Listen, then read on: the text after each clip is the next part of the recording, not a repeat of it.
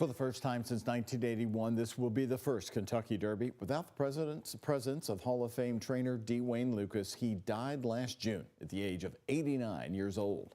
Sports director Kent Spencer spent some time on the backside this week and takes a look at the impact Lukas had on the Derby. All week, there's this feeling that something is missing at Churchill Downs. Perhaps it's just someone.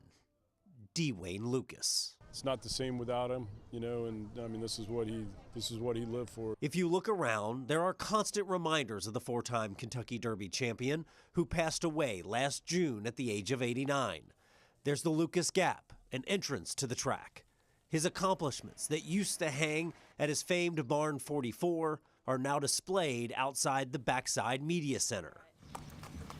These days, there's a new tenant in the old barn. Mike Maker, who was an assistant trainer under Lukas for 10 years. Say honored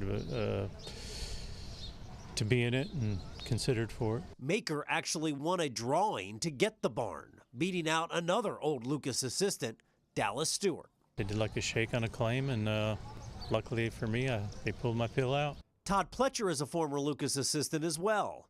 He's staying clear of his mentor's old stomping grounds. I haven't went over there. So it just wouldn't be the same. Bob Baffert and Lukas at one time were perceived rivals, particularly in the late 90s. Here's the finish.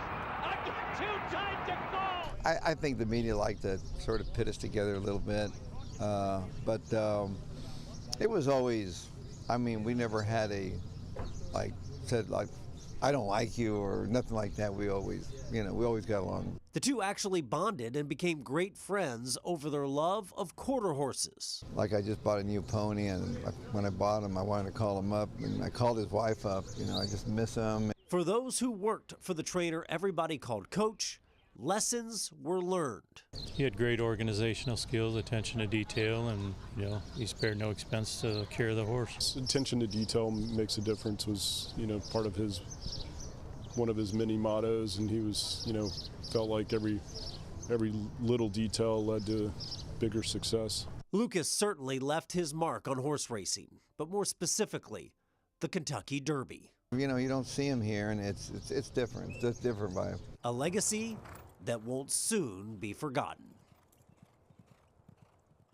Well, Kent, you covered Dwayne for many years. Of course, we were all around him at different Kentucky Derbies. What did you hear him say about Bob Baffert and Todd Pletcher, his understudy there? Well, he was proud of Todd Pletcher. And the thing about Bob Baffert, you remember everything that Baffert has gone through with the suspensions the last couple years?